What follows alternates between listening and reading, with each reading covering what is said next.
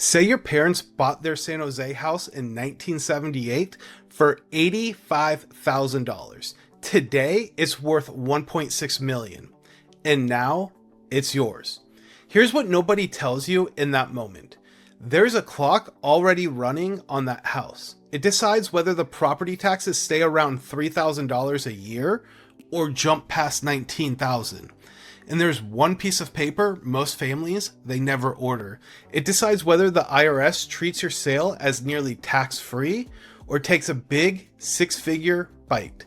So let me walk you through exactly what to do in order. If you just inherited a home here in San Jose, or you can see that day coming, this is your roadmap. Most people believe one of two things. Either it is simple, you grieve, you list, and you split the check, or taxes are going to eat about half of it. In both of these, they're wrong. What really decides the outcome is the order you do things in the first couple of months. Get the order right and the tax code is shockingly, it's on your side. Just a quick ground rule. I am an agent, not an attorney, not a CPA. Treat this as a roadmap and bring in those pros for your situation. Start with the property tax clock because it started the day of death. For decades, kids would inherit the house and keep their parents' old property tax bill. That ended February 16th of 2021 with Proposition 19. The new rules are strict. The break, it only applies to your parents' primary residence, and you have to move in as your own primary residence within 1 year, and you have to file the claim paperwork with the county assessor. Miss either one of those, and the house is reassessed at the full market value as of the date of the death. Even if you do everything right, there is a cap. Right now, the exclusion covers your parents' assessed value plus about $1,044,000. Value above that line gets added to your new assessment. So let me make this real. Say the house is worth $1.6 million and your parents' assessed value was $250,000. They were paying around $3,000 a year. Move in within a year and file, and your new assessed value lands around $555,000. Call it $6,700 a year. Do not move in and the assessment jumps to the full $1.6 million. That is north of $19,000 a year. Same house, $12,000 a year apart.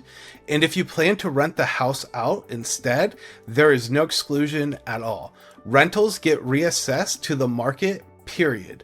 So that is the first fork in the road, and you get 1 year to answer it. Now here's the part that surprises people even more, because this one is the IRS, and for once the IRS is on your side. Real quick before we get there, some of you watching do not live here anymore, and now the family home has you seriously thinking about coming back to Silicon Valley. If that is you, I built a short form exactly for that conversation. It is called the Thinking About Moving to Silicon Valley form, linked in the description. It takes 2 minutes and tells me how to actually help you. Okay, so the IRS. When you inherit a house, the IRS resets the tax math on it. It is called a step up in basis. Your new cost basis becomes the fair market value of the home on the date of the death. What your parents paid, it doesn't matter. Back to our example. Purchased for $85,000, worth $1.6 million at the date of death. Sell a few months later for $1.62, and your taxable gain is not $1.5 million. It's roughly $20,000 it appreciated after the date of the death, minus your cost of the sale. Decades of appreciation wiped off the tax bill, and inherited property automatically counts as long-term gains no matter how fast you sell it. But the IRS does not take your word for what the house was worth that day. You have to prove it. That is a piece of paper from the top, a date of death appraisal from a licensed appraiser. Order it early, even if you will not sell for a year or two. Appraisers, they can value a home as of a past date, but the longer you wait, the weaker the number gets. I grew up in Almaden, and these are the houses I am talking about. My street was full of families who bought in the 70s and never left. Those families are my friends' parents. So this is the exact moment, the phone call, the clock, the paperwork, I watch it happen in the neighborhood I came from, and none of it is a theory to me. That appraisal also has a second job, nothing to do with the IRS. Hold that thought for the sibling section. First though, someone needs the legal power to sell the house, and whether that takes a month or a year and a half comes down to the document your parents signed or did not sign. Week 1 after the death, there's 3 housekeeping moves. Find the trust or the will. Keep the insurance active and tell the insurer if the house is empty, because vacant homes need different coverage. Keep taxes and utilities paid and hold off on giving away furniture and keepsakes until the authority question is settled. Now, which lane are you in? If your parents put the house in a living trust, you are in the fast lane. The successor trustee can sell without court involvement. No trust, just a will, or nothing at all, and the house generally goes through probate. That is a court process, a petition, a hearing, letters from the judge, and you will have company. Santa Clara County courts took in about 1,800 of these estate cases last year alone. It takes a couple of months just to get the first hearing on the calendar here. Creditors then get 4 months to file claims. With a house in the estate, plan on 12 to 18 months. A simple estate with no house can close in under a year, and a contested one can run past 2. And probate is not just slow, it is expensive. The fees are set by state law, and they are calculated on the gross value of the estate. A mortgage does not reduce it. A $1.6 million San Jose house, the attorney gets about $29,000, and the executor is entitled to the same again. $58,000 before court costs. One more myth. Yes, California did create a probate shortcut for primary residents under $750,000. Almost no single family home in San Jose qualifies because the typical San Jose single family home runs about $1.6 million. That is more than double the $750,000. So if your parents are still with us and there is no trust yet, this is your sign. A trust costs a few $1,000s, and probate on a San Jose home can cost over $58,000. Okay, so authority settled. Taxes understood. Now the fork every family actually argues about. Keep it, rent it, or sell it. Door 1, keep it and move in.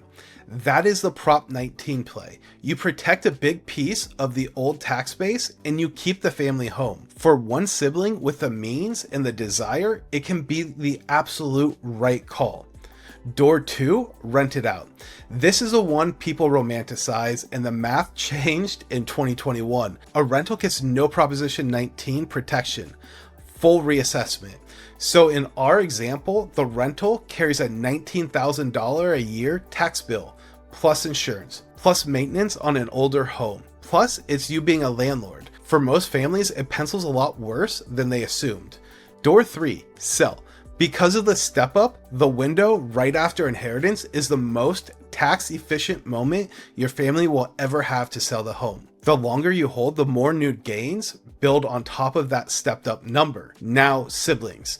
This is where the appraisal comes back. If one of you wants to keep the home and buy the others out, the date of death appraisal becomes a referee, a neutral number that nobody's brother-in-law came up with. Put the agreement in writing, and remember the sibling buying everyone out usually needs to qualify for a real mortgage. If the family truly cannot agree, sit down with a mediator before anyone calls in a litigator. It is faster, cheaper, and you still can see each other at Thanksgiving without hard feelings. And check the mortgage. A regular loan can generally stay in place for an inheriting family member. Federal law protects that. Confirm with the servicer. A reverse mortgage is a completely different story. The balance comes due fast, so that servicer gets a call in week 1, which brings us to the last decision. And honestly, the one where I watch families leave the most money on the table. Do you sell it as is, or do you fix it up first? First, understand where most advice on this comes from. Search this question, and the top results are companies that buy inherited houses for cash. Of course, their answer is to sell it as is. Their profit is the discount. As is on the open market is a real option too, but San Jose is a split market right now. The turnkey home gets the crowd and multiple offers. The original condition home sits and then it gets negotiated down. The answer is not a full remodel either. Do not gut the kitchen. A major remodel before a sale rarely pays for itself, and every month of construction on a 7-figure asset is another month of taxes, insurance, and carrying costs. The money is in the middle. Most of these homes were loved for 40 or 50 years, and it shows.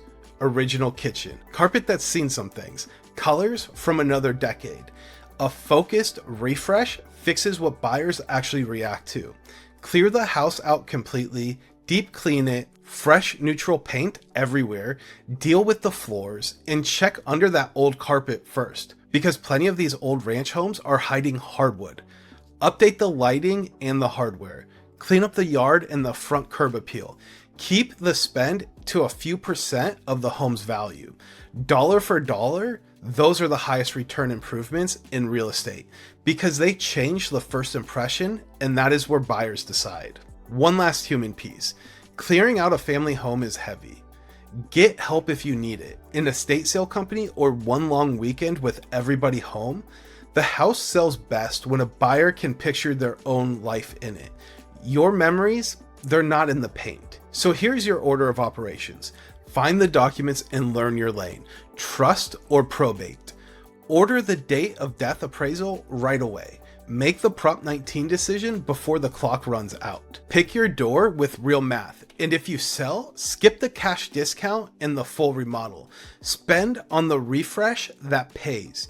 You came into this video worried the process would eat the entire inheritance. It does not have to. The rules are strict, but they're very manageable, and most are actually on your side if you move in the right order.